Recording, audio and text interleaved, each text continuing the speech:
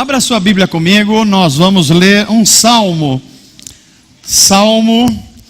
Um dos salmos mais amados da Bíblia Sagrada, presente em vários outros lugares da Bíblia Sagrada, inclusive na tentação de Jesus, em Mateus e Lucas 4. Eu estou falando do Salmo 91. Salmo 91. Eu sei que você provavelmente saberia até de cor. Aliás, eu acho que eu queria talvez fazer um teste se a palavra de Deus está perto da gente. Você já achou o Salmo 91? Já achou? Tá, então se você tiver um marcador, fecha a sua Bíblia um pouquinho. E eu queria ver se antes da gente abrir a nossa Bíblia, se a gente consegue falar pelo menos parte desse salmo. Salmo 23 eu sei que você conhece. Salmo 91 a gente deveria conhecer, né? Então vamos ver se a gente consegue falar pelo menos os 4 primeiros versos. Somos cristãos, cristãos amam a Bíblia Sagrada, os cristãos dizem ser a Bíblia Sagrada a palavra de Deus, então nós precisamos conhecê-la, não é isso? Vamos lá, eu vou contar 3 e vocês vão dizer então o Salmo 91, ok? 1, 2, 3.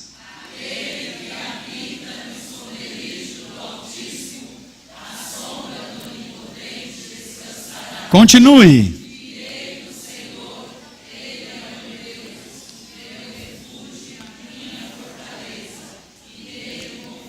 Continue.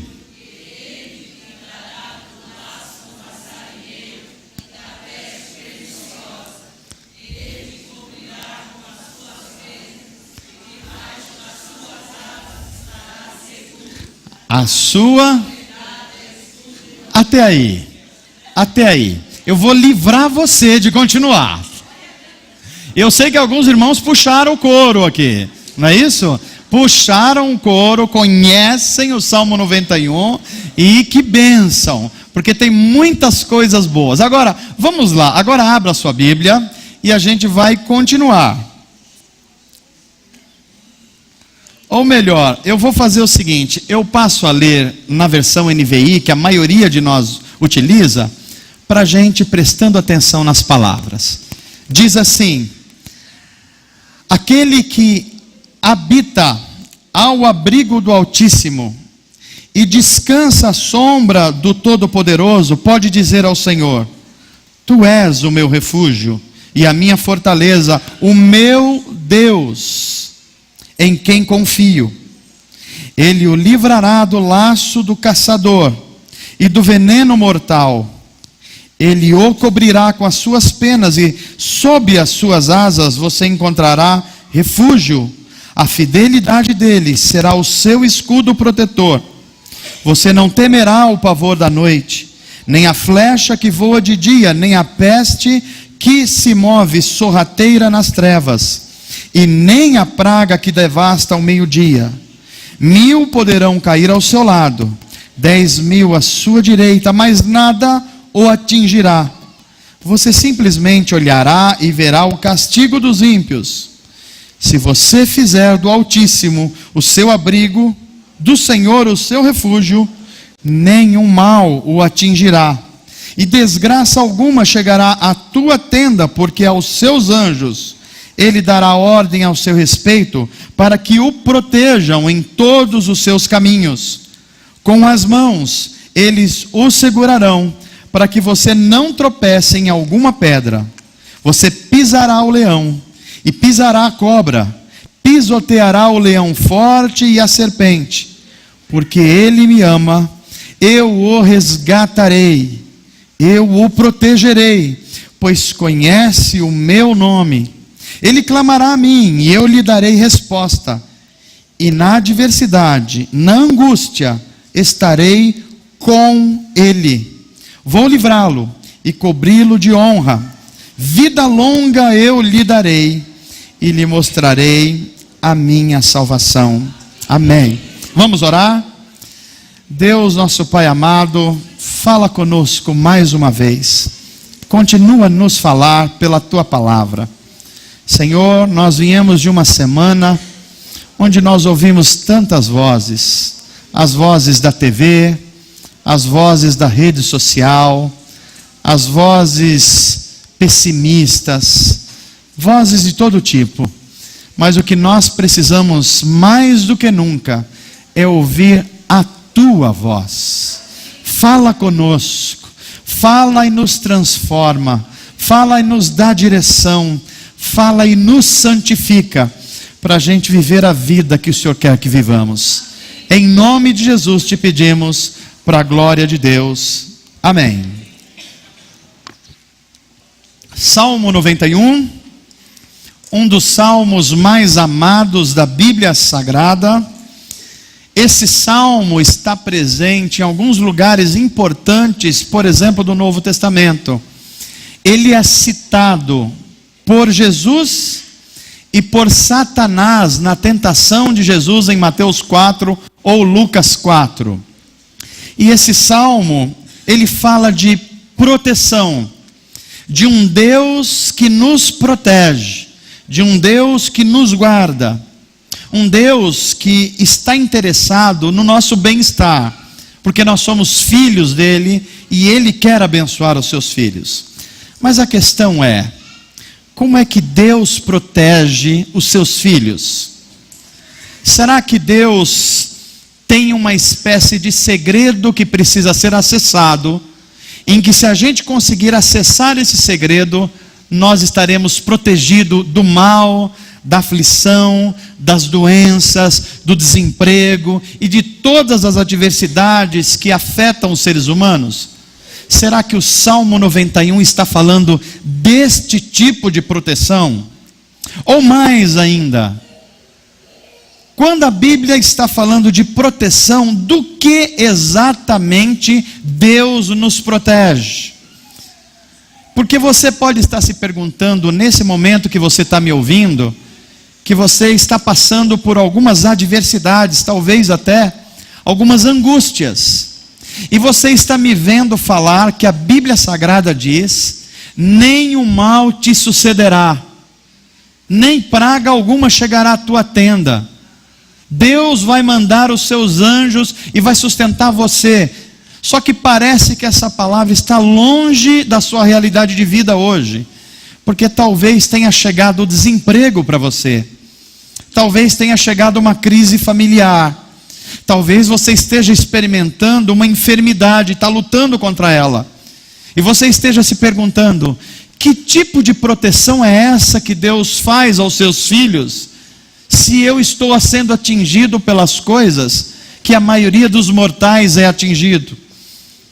E aí eu queria compartilhar com vocês em alguns minutos aqui, para entender o que é que a Bíblia está dizendo no Salmo 91.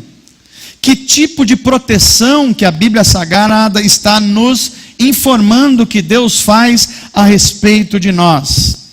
Por exemplo, na oração de Jesus do Pai Nosso. Aliás, eu estou querendo testar vocês biblicamente hoje. Você já falou o Salmo 91 de cor, agora nós vamos falar o começo da oração do Pai Nosso. Vamos lá? 1, 2, 3.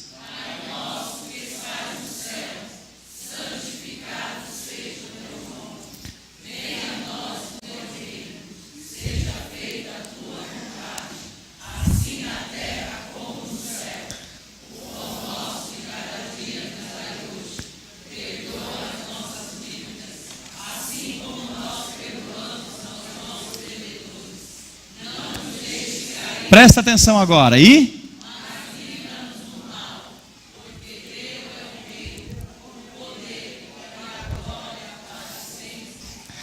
A oração é de Jesus Cristo. Nós cristãos a consideramos a oração modelo. E nessa oração modelo, ele ensina a gente a orar assim: livra-nos do mal. Esse mal que aparece também no Salmo 91. Então eu quero compartilhar com vocês algumas coisas da palavra de Deus que são direção para a nossa vida. A primeira delas que aparece no Salmo 91 é a primeira parte do Salmo 91, versos 1, 2, 3 e 4. Esses versos de 1 a 4 nos ensina que Deus tem pelo menos duas maneiras de nos proteger.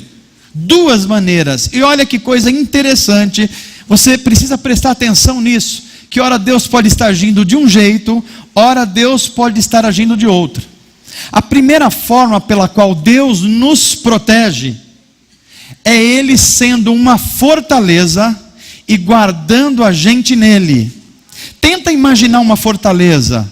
Tenta lembrar dos filmes romanos ou antigos, em que havia aquelas cidades com aqueles muros enormes, e dentro delas proteções, guardas cuidando da entrada e da saída.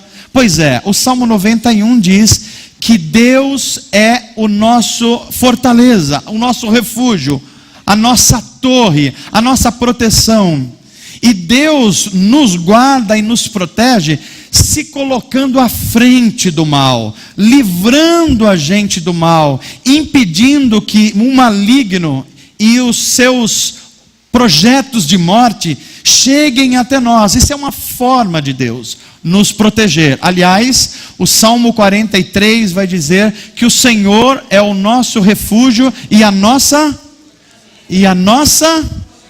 Pois é, se você é crente, você vai ouvir muito da Bíblia hoje. E eu vou querer que você se lembre da Bíblia Sagrada. Então o Senhor é o nosso refúgio e a nossa... E é o socorro bem presente quando? Veja que é na hora da angústia. Não é um Deus que sempre te livra da angústia. É um Deus que está presente quando, gente? Na hora da angústia. Então a primeira forma, a primeira maneira que Deus nos protege é: Ele é a nossa fortaleza, Ele está diante de nós, Ele cuida de nós, Ele nos protege contra os dardos inflamados do inferno. Mas essa não é a única maneira pela qual Deus nos protege, porque você continua lendo o Salmo 91, e depois do salmista falar de uma fortaleza, ele usa uma metáfora, uma imagem de Deus, Deus sendo comparado a uma ave que guarda a sua cria, os seus pintinhos, aonde mesmo, gente? Debaixo das suas asas. Olha que linguagem curiosa do Salmo. Primeiro, Deus é uma fortaleza inexpugnável, que nada chega em nós por causa dele. Mas agora a Bíblia nos mostra uma imagem de um Deus sacrificial. Tenta imaginar como uma galinha protege os seus pintinhos. Quando é que a galinha chama a sua cria para debaixo das asas? Quando é, gente? Quando eles estão correndo perigo. Agora, o fato dela trazer a sua cria para debaixo das asas, ela também não corre perigo? Não é curiosa essa imagem da Bíblia Sagrada? Primeiro, Deus é uma fortaleza inexpugnável. Agora é um Deus que se sacrifica pela sua criação.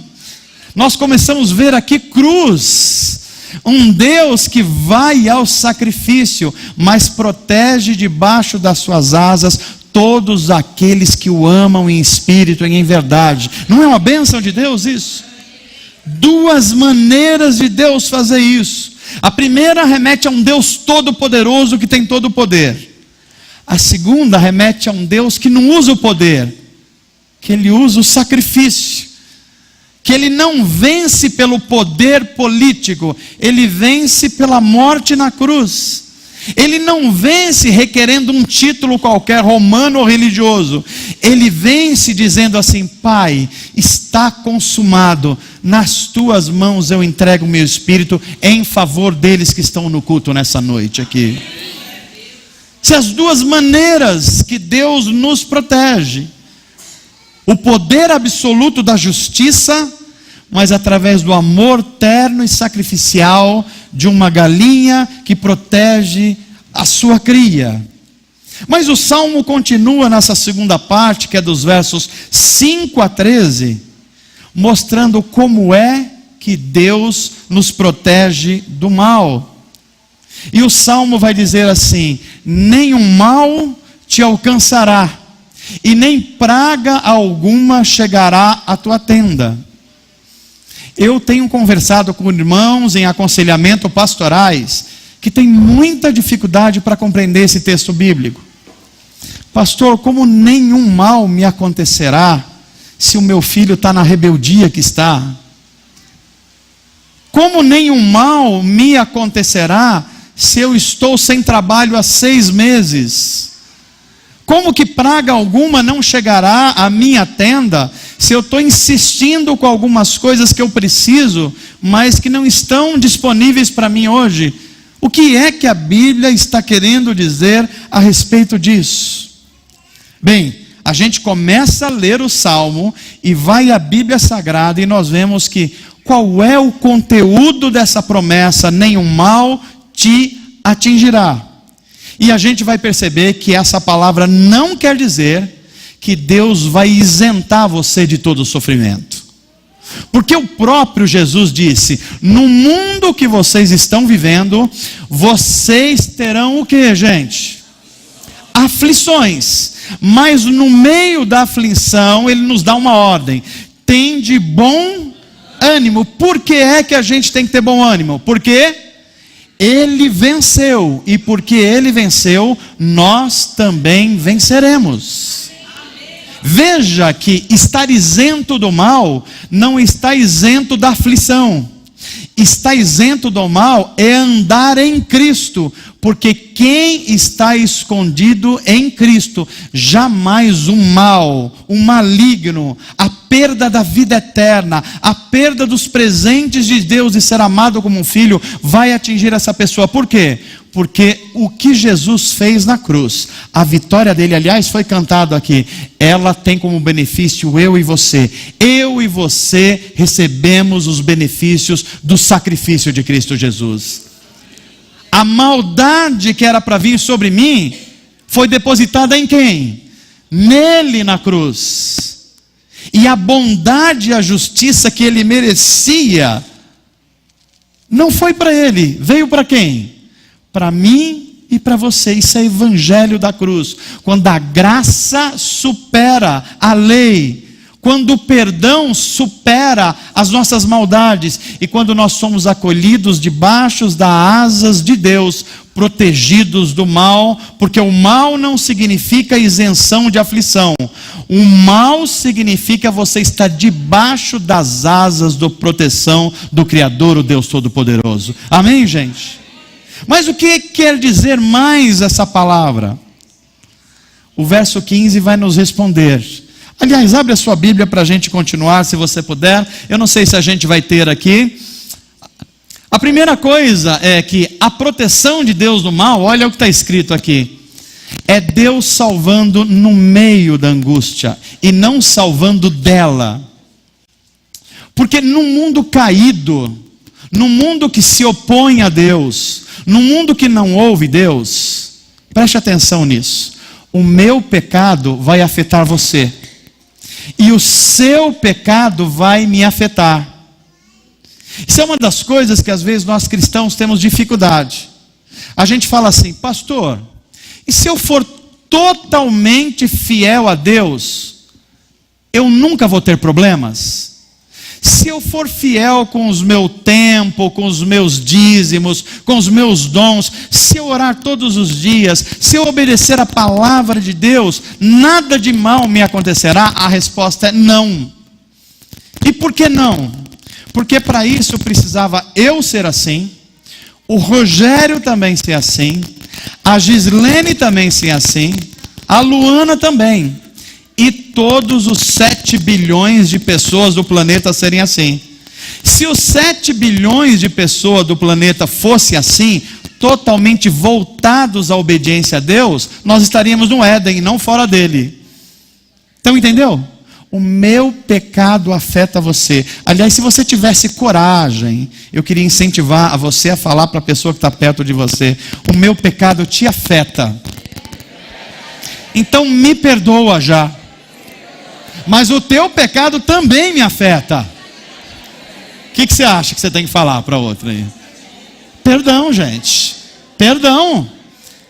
Nós vivemos num mundo em que o pecado da gente afeta os outros, e o pecado dos outros afeta a gente. Então o Deus que promete livramento, não é o Deus que promete isentar você da angústia e o sofrimento. Não é isso. É o Deus que promete, enquanto houver angústia, enquanto houver aflição, enquanto houver sofrimento, Ele vai sustentar você com as suas mãos. Ele vai dar maná para você enquanto houver deserto. Enquanto não chegar à terra prometida depois do Jordão, Ele vai cuidar de você. Não é fora da aflição, é no meio da aflição. Porque aqueles que creem no Senhor, eles vivem por uma outra motivação. Eles têm olhos espirituais, eles estão vivendo diante da luta, mas eles já estão olhando na frente. Por quê? Porque tudo coopera para o bem dos que amam a Deus. A aflição coopera, a angústia coopera, tudo coopera para o bem dos que amam a Deus. Essa é a salvação de Deus. Um Deus que não isenta você do sofrimento, mas um Deus que cuida de você no sofrimento. Sabe por quê? Porque o sofrimento purifica você e eu. Não tem coisas que mais ajudam eu a você a se parecer com Cristo do que o sofrimento. Em Hebreus, a Bíblia vai dizer assim: Jesus Cristo, o nosso mediador, o nosso sumo sacerdote, aprendeu a obediência pelo sofrimento. Veja, Jesus, se Jesus precisou passar pelo sofrimento, você acha que eu e você não vamos passar? Na verdade, nós gostamos muito do fogo de Deus. Aliás, assim, nós que somos mais avivados, pentecostais, ou o que você queira chamar, quando a gente fala de fogo de Deus, a gente se anima. Não se anima não, gente? Quem gosta do fogo de Deus aqui? Então, essa é uma parte do fogo de Deus, porque quando a Bíblia fala em fogo de Deus, é um fogo purificador que gera sofrimento na gente. Quem gosta do fogo de Deus agora, depois do que eu expliquei? Ué, o pessoal deixou de ser pentecostal aqui agora? Vocês eram até agora há pouco? Pois é. Olha as palavras de João: e ele virá e vos batizará com o Espírito Santo e com fogo. Nós damos glória a Deus. Mas você esquece do verso seguinte, que está dizendo assim: e ele pegará uma pá e vai varrer todas as coisas ruins que estão na eira e na beira. Sabe o que significa isso? Fogo do sofrimento que vai purificar eu e você. Amém, gente? Olha, esse povo é animado, é avivado, é pentecostal, gosta de fogo do Senhor. Que haja muito fogo de Deus na sua vida. Amém? Mas tem mais. Esse texto nos ensina uma terceira coisa importante, que é a partir do verso 14, 15 e 16, belíssimo texto. Eu queria ler com você, para a gente não perder nenhum detalhe. Leia comigo os versos 14, 15 e 16, são os últimos versos. Diz assim: porque Ele me ama, eu o resgatarei, eu o protegerei. Preste atenção em cada verbo desse. Pois conhece o meu nome. Ele clamará a mim e eu lhe darei resposta. E na adversidade, na angústia, estarei com ele. Vou livrá-lo e cobri-lo de honra. Vida longa eu lhe darei e lhe mostrarei a minha salvação. Há coisas preciosas nesse texto aqui. Eu não sei se você prestou atenção a hora que você está lendo, mas há 7 promessas de Deus aqui. 7 maravilhosas promessas de Deus. A primeira promessa, você pode até acompanhar aqui comigo, é a promessa de livramento. Um Deus que olha para os seus filhos, se compara a uma fortaleza, se compara a uma ave que protege a sua criação debaixo das asas. Alguém que se sacrifica pela sua cria ou pela sua criação. E ele faz tudo isso porque ele quer projetar um povo, um tipo de gente que vai anunciar o seu nome, mas que vai amar o seu nome. E esse amor pelo nome de Deus vai transformar o mundo. E é por isso que nós vemos aqui o salmista no verso 14 diz assim: e eu livrarei aquele que me ama. Você precisa de livramento de Deus? A Bíblia Sagrada diz que aqueles que desfrutam do livramento de Deus é aqueles que aprendem a amar o Senhor. Amém, gente? Você ama o Senhor? Vamos testar se a gente ama a Deus. Salmo 1, Bíblia de novo. Pastor, o senhor está usando muita Bíblia. Pois é, eu sou pastor, é o que eu sei usar. E eu espero que a gente seja cristão. Cristão ama a palavra de Deus. Salmo 1. Aquele... peguei vocês. Vou tentar de novo. Salmo 1, o Senhor... Não, pastor, esse é o Salmo 23, pastor. Isso, me corrija aí. Agora vamos lá, Salmo 1. Bem-aventurado o homem que não anda segundo o conselho dos ímpios, não se detém no caminho de pecadores e não se assenta na roda de escarnecedores. Antes, ou ao invés de tudo, ele tem o seu prazer aonde? Quem ama a Deus tem prazer na lei do Senhor, e nesta lei medita de dia e de noite. Pois ele será como uma árvore plantada onde? Junto a ribeiros de água, cujas folhas não caem. E o que mais? E o que mais? Pode ler, eu vou deixar você ler aí. Dá fruto no tempo certo, e as suas folhas não caem, e tudo o que ele fizer prosperará. Mas os ímpios são assim? Não, os ímpios não são assim. Eles são como a moinha que o vento espalha. O ímpio é diferente. O ímpio, ele não crê na palavra de Deus, ele não ama Deus, ele ama ele mesmo. Então ele vai pela primeira conversa. Se alguém fala assim, ó, aqui tem a bênção da prosperidade, ele corre para lá. Se o outro diz, aqui tem, sei lá, o destravamento de alguma coisa, vai para lá. A gente está vivendo num tempo tão complicado que parece que os cristãos estão tão ávidos para descobrir o futuro, que parece que tem cristãos olhando nos postes e vendo aquele recadinho das videntes. Já viu aquilo lá? O que diz aquilo lá? Traga o seu amor em 24 horas. Que beleza, né? Que Deus te livre disso.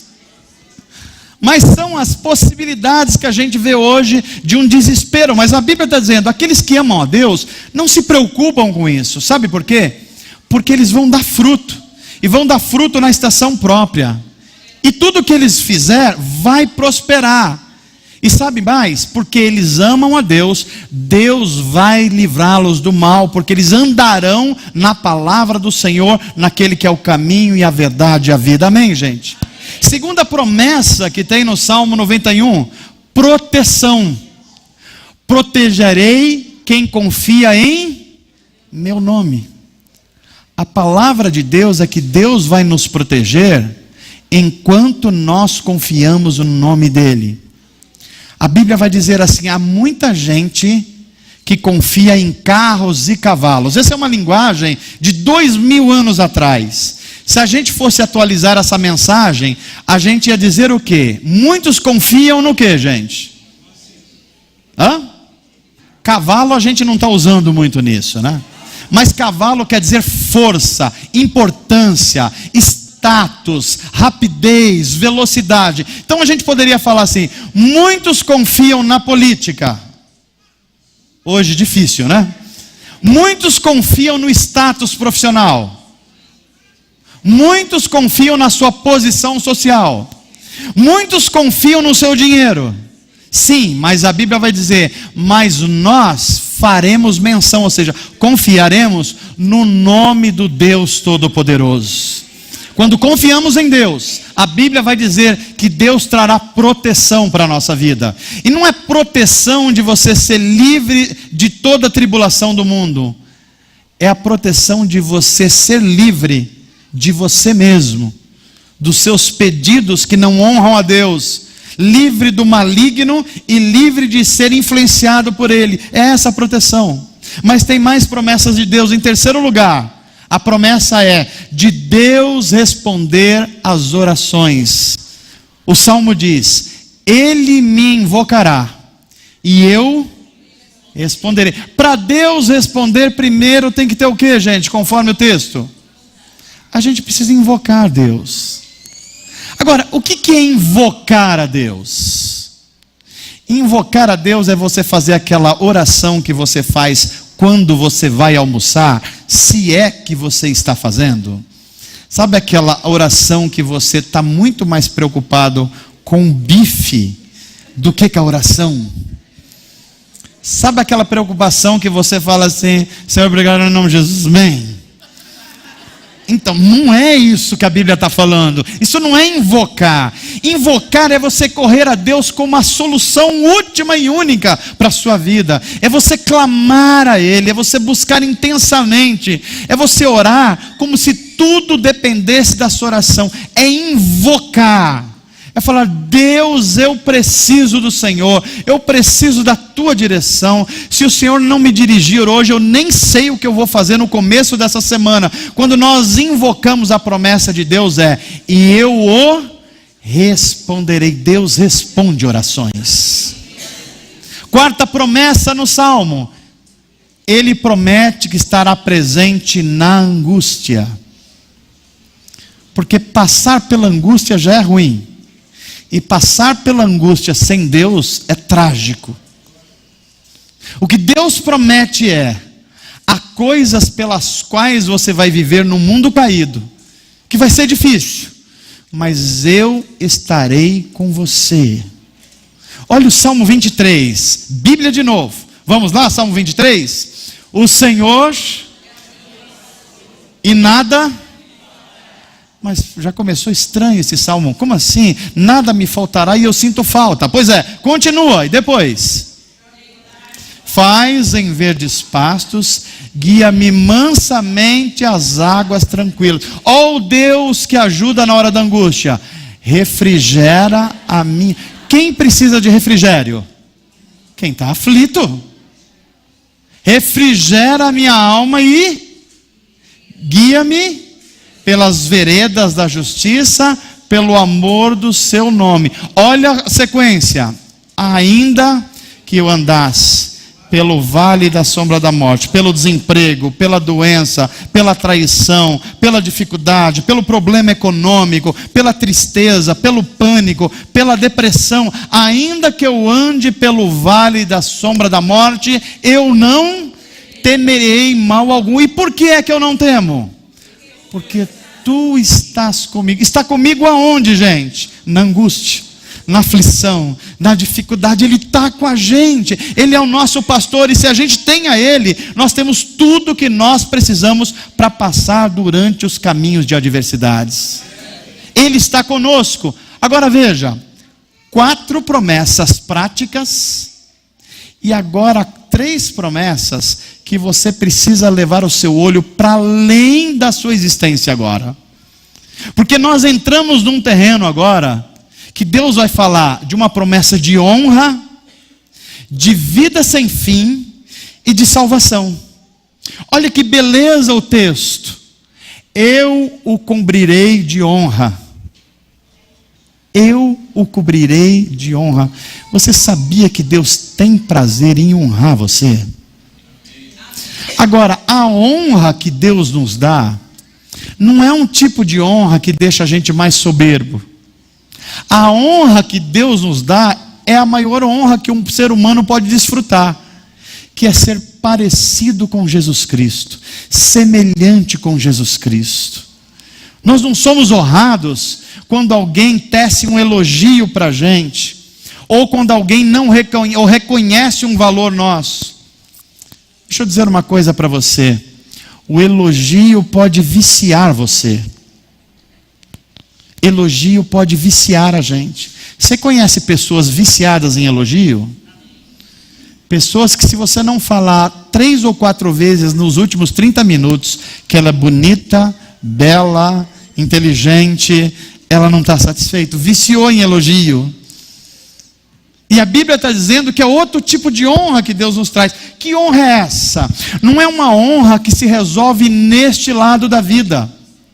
É uma honra de pertencer a Deus e uma honra que salta dessa vida para outra vida.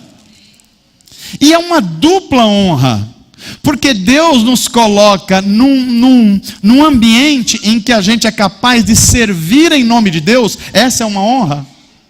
E a segunda honra é que nós vamos assentar nos lugares celestiais com Ele, é a promessa de Deus.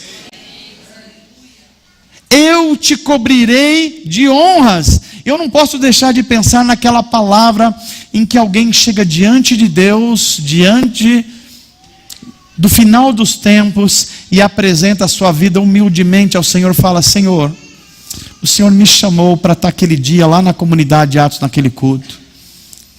Eu usei o meu instrumento, eu cantei, eu abracei alguém, eu encorajei alguém, eu fui bênção para alguém. Pois é, eu fiz aquilo que o Senhor me chamou para fazer. Eu não fiz tantas coisas que os homens encheram os seus olhos. Eu não fui um presidente da república, eu não fui um senador da república, mas eu fui aquilo que o Senhor me chamou para ser.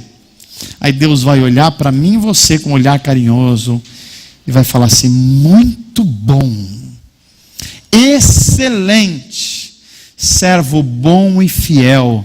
Você foi fiel no pouco, e sabe o que eu vou fazer com você? Vou te estabelecer sobre o mundo.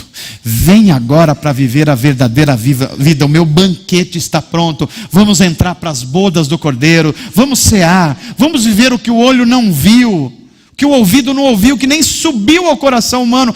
Agora você vai ver o que é a verdadeira vida. Essa honra está diante de você, meu irmão e minha irmã. Amém, gente? Olha outra promessa: vida sem fim.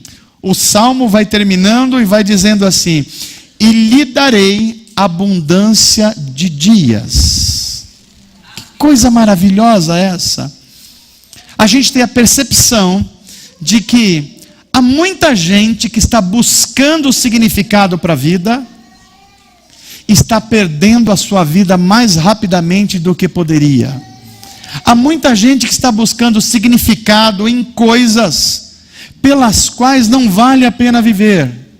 Mas aqueles que amam ao Senhor, há uma proteção e uma promessa de Deus de que nós seremos cuidados por Ele, Ele nos dará abundância de dias. E eu fico pensando, essa semana eu pensei sobre esse texto, o que é essa abundância de dias?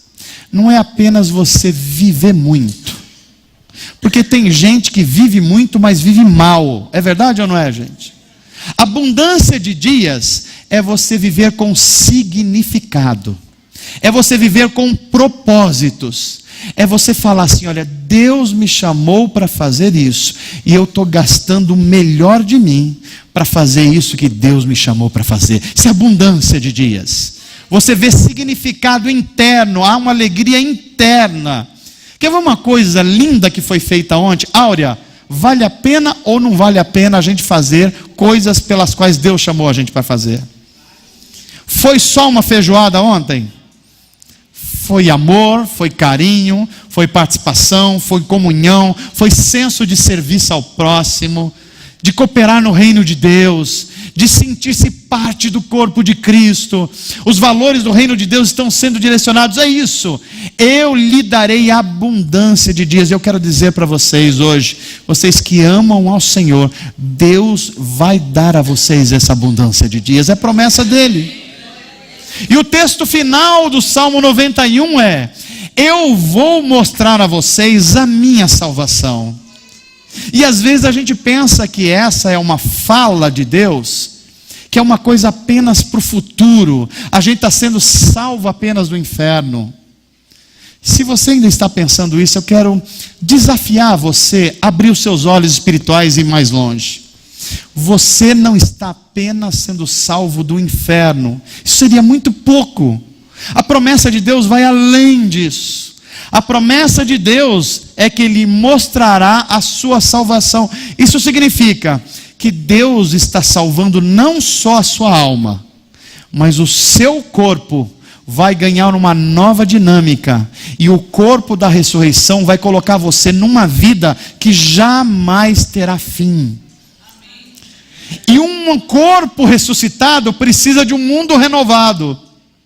Um mundo renovado só pode ser habitado por pessoas que nasceram de novo. E os que nasceram de novo, nasceram para viver uma nova vida. E essa nova vida é a vida do reino de Deus. Por isso Jesus disse: Pai, faz que aconteça aqui na terra como acontece no céu. O que é que Jesus queria dizer com o que acontece no céu? É que no céu Deus é obedecido plenamente, e na terra ainda não. É por isso que ele orou assim: que o reino venha, para que tudo o que acontece no céu também seja acontecido aqui na terra. E deixa eu dar uma informação preciosa e eu termino a mensagem de hoje. A Bíblia diz que Deus não só vai salvar você do inferno, mas vai te dar um novo corpo, o corpo da ressurreição. Ele não vai salvar só a sua alma, Ele vai salvar o seu corpo também. Ele não vai salvar só algumas coisas suas, Ele vai salvar a sua história completa.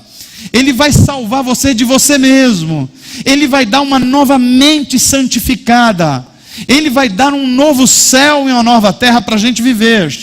E quando nós olhamos para tudo isso, a gente começa a olhar como Davi e os salmistas, e olhar para as coisas grandes de Deus. E a gente é transportado para o mundo de Apocalipse, e a gente vê que no final da história, quando houver sofrimento, dores, tragédias, mas aí João se levanta com a sua voz de esperança e diz assim: Deus preparou para nós um mundo que o olho nunca viu, o ouvido nunca ouviu. Isso é Paulo nos informando, mas João vai adiante e diz assim: que haverá um dia que Deus enxugará dos nossos olhos toda lágrima. Aí não é um Deus que só salva na angústia, aí é um Deus que fará um projeto completo e vai salvar eu e você de toda a angústia. Deus limpará dos nossos olhos toda lágrima, todo mal entendido, todo sofrimento, toda perversidade, toda maldade pela qual nós oramos para que desapareça do nosso mundo. A promessa de Deus é: eu farei nova todas as coisas. Se você puder levantar sua mão comigo, diga assim: Senhor, eu anelo por esse dia. Nesse mundo eu ainda tenho angústias, mas o Senhor prometeu passar comigo. O Senhor prometeu no Salmo 91 que vai me proteger. Mas eu anelo por aquele dia em que eu vou conhecer a tua salvação completa, um novo corpo, um novo céu, uma nova vida, para viver as delícias do que Deus preparou para nós. E tudo isso vai acontecer por causa de Jesus Cristo, por causa da cruz dele. Ele se tornou o caminho, a verdade e a vida, e eu vou ao Pai por causa dele. Muito obrigado, Jesus Cristo. Que Deus te abençoe, em nome de Jesus, para a glória de Deus.